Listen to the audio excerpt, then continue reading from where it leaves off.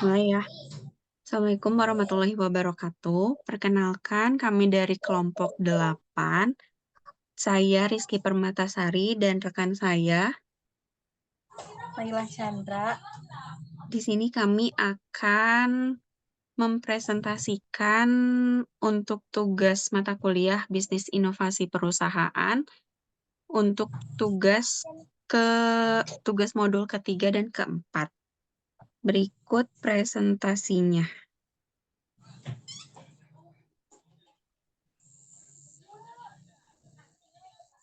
Dimulai dari Nailah, silakan Nai. Oke, di sini saya akan menjelaskan tentang UMKM. UMKM adalah singkatan dari usaha mikro, kecil, dan menengah. Istilah ini merujuk kepada kategori usaha berdasarkan skala dan kriteria tertentu yang berbeda-beda di tiap negara. Umumnya, klasifikasi UMKM didasarkan pada faktor seperti jumlah karyawan, omset tahunan, nilai aset, atau kombinasi dari faktor-faktor tersebut. Usaha mikro, kecil, dan menengah atau UMKM memiliki peran penting dalam perekonomian suatu negara. Mereka tidak hanya menjadi sumber pertumbuhan ekonomi, tapi juga menciptakan lapangan kerja dan menggerakkan roda ekonomi lokal. Namun, UMKM seringkali menghadapi berbagai tantangan, terutama dalam hal bersaing di pasar yang semakin kompleks. Selanjutnya yaitu inovasi. Inovasi adalah proses menciptakan sesuatu yang baru atau mengembangkan yang sudah ada menjadi lebih baik atau lebih efisien. Dalam konteks UMKM, inovasi sangat penting karena dapat membantu bisnis-bisnis ini untuk tetap bersaing, berkembang, dan bertahan dalam pasar yang terus berubah. Selanjutnya, yaitu bagaimana UMKM dapat meningkatkan kualitas produknya dengan inovasi. Yang pertama dengan pembenahan produk. Inovasi pertama sekaligus paling mendasar jika kita ingin skala bisnis UMKM makin meningkat adalah melakukan pembenahan produk. Yang kedua yaitu terlibat pameran dan festival. Langkah ini akan mampu mendukung eksistensi di pasaran dan memberikan manfaat yang lebih luas seperti berkenalan dengan banyak vendor, kompetitor, sampai berbagai instansi terkait yang berpeluang jadi pangsa pasar baru bahkan hingga ke luar negeri.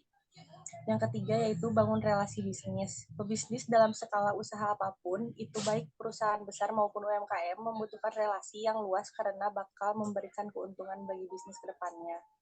Yang keempat, tingkatan kualitas layanan. Dengan menerapkan SOP khusus mengenai bagaimana pelayanan yang harus diberikan kepada calon konsumen. Jangan diremehkan karena pelayanan yang memuaskan justru akan membuat konsumen menjadi pelanggan setia dan enggan beralih ke produk kompetitor lainnya. Yang kelima yaitu belajar teknologi bisnis. Teknologi dalam berbagai sendi kehidupan terus berkembang termasuk bisnis. Agar bisa bertahan dalam dunia bisnis yang begitu ketat, pengusaha UMKM juga harus meningkatkan kualitas diri dengan terlibat dalam berbagai webinar-webinar atau ikut pelatihan hingga mencari informasi bisnis global. Selanjutnya yaitu strategi inovasi untuk membantu UMKM makanan menjangkau pasar yang lebih luas. Yang pertama dengan menjalin hubungan yang baik dengan customer. Menjalin hubungan yang baik dengan customer adalah kunci perkembangannya sebuah bisnis, karena mereka bisa dengan mudah berkomunikasi dengan penjual melalui media sosial. Yang kedua yaitu tingkatan kualitas produk. Penggunaan teknologi canggih tapi tidak dibarengi dengan kualitas produk yang baik, maka akan sia-sia karena kualitas produk yang terjaga akan meningkatkan kualitas bisnis. Yang ketiga yaitu mengetahui kebutuhan pasar. Dengan mengamati tren apa sih yang sedang booming saat ini, produk apa yang saat ini masyarakat butuhkan. Lalu selanjutnya, memanfaatkan media sosial. Peran media sosial harus dimanfaatkan untuk mengembangkan bisnis UMKM yang kita miliki, karena masyarakat kini lebih suka berbelanja online karena dinilai lebih hemat dan praktis. Selanjutnya, promosi penggunaan platform online. Dengan memanfaatkan aplikasi yang mendukung bisnis UMKM, seperti aplikasi administrasi, akuntansi, pembukuan, dan masih banyak lagi, agar mempermudah kita sebagai pebisnis menjalankan bisnis karena lebih efisien dari segi waktu dan tenaga. Lalu yang terakhir, dengan melakukan inovasi. Tips yang harus dilakukan agar bisnis kita Terus dengan terus melakukan inovasi, entah itu inovasi dari segi produk, konten promosi, konten iklan, atau lainnya. Dengan terus melakukan inovasi dalam sebuah bisnis, memang tidak mudah, tapi dengan adanya riset, kreativitas, dan ketekunan, kita pasti bisa membawa bisnis UMKM pada kesuksesan. Selanjutnya saya akan menjelaskan untuk tugas di modul keempat tentang faktor-faktor yang menyebabkan implementasi inovasi menjadi sulit.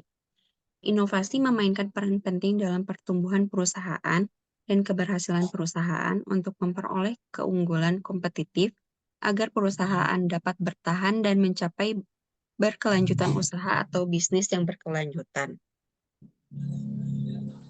Menurut Frel, pada tahun 2000 menyatakan bahwa persaingan global yang meningkat, siklus hidup produk yang menurun, kemampuan teknologi perusahaan yang meningkat, dan permintaan konsumen yang berubah begitu cepat membuat begitu pentingnya peran inovasi bagi perusahaan untuk tetap kompetitif. Untuk mencapai keberhasilan inovasi, perusahaan dihadapkan oleh kendala atau hambatan dalam berinovasi. Menurut West dan Guenter, faktor apapun yang menghambat, menunda, atau memblokir inovasi dapat dikatakan sebagai hambatan inovasi. Sedangkan menurut Sandberg dan Steinroth, mendefinisikan penghalang inovasi sebagai masalah yang mencegah atau kegiatan inovatif di perusahaan. Oleh karena itu, untuk mencapai keberhasilan inovasi dalam perusahaan, sangat penting untuk mengidentifikasi hambatan yang dihadapi selama proses inovasi, karena dapat memberikan pengetahuan penting bagi pengambil keputusan perusahaan dalam mengatasi hambatan tersebut. Faktor-faktor hambatan inovasi. Yang pertama, ketidakpastian dan risiko. Inovasi selalu mengandung unsur ketidakpastian dan risiko. Tidak ada jaminan bahwa suatu inovasi akan berhasil dan memberikan manfaat yang diharapkan. Kedua, ketakutan akan perubahan. Inovasi seringkali berarti perubahan cara kerja yang sudah ada. Hal ini menimbulkan rasa takut dan keraguan di antara para karyawan atau anggota organisasi. Ketiga, kurangnya dukungan. Inovasi membutuhkan dukungan dari berbagai pihak, baik dari pemimpin organisasi, karyawan, maupun pelanggan. 4. Keterbatasan sumber daya. Inovasi membutuhkan sumber daya, baik dalam bentuk finansial, waktu, maupun tenaga. Keterbatasan sumber daya tersebut dapat menjadi hambatan dalam implementasi inovasi. Kelima, budaya organisasi. Budaya organisasi yang tidak mendukung inovasi dapat menjadi hambatan yang besar. Keenam, kurangnya keterampilan dan pengetahuan. Implementasi inovasi membutuhkan keterampilan dan pengetahuan yang baru. Ketujuh, persaingan. Di dalam dunia yang kompetitif, organisasi perlu terus berinovasi agar dapat bertahan dan unggul dari para pesaingnya. Kesimpulan dari tugas modul ketiga dan keempat ini adalah inovasi dalam pengembangan produk makanan ramah lingkungan memberikan peluang besar bagi UMKM. Tidak hanya meningkatkan keberlanjutan bisnis mereka, tetapi juga memberikan nilai tambahan yang signifikan bagi konsumen yang semakin peduli akan lingkungan. Dengan menerapkan berbagai strategi inovasi yang telah disebutkan di atas, UMKM makanan dapat memainkan peran yang lebih aktif dalam mendukung keberlanjutan lingkungan, menciptakan produk yang lebih sehat, dan menghadirkan pilihan yang lebih beragam bagi konsumen yang peduli akan lingkungan. Dukungan dari pemerintah, lembaga penelitian, dan masyarakat juga sangat penting untuk mendorong adopsi inovasi ini dalam industri makanan. Mengimplementasikan inovasi memang penuh dengan tantangan, namun dengan persiapan yang matang dan strategi yang tepat, tantangan-tantangan tersebut dapat diatasi dan peluang keberhasilan implementasi inovasi dapat ditingkatkan. Sekian presentasi dari kelompok 8. Terima kasih atas perhatiannya. Assalamualaikum warahmatullahi wabarakatuh.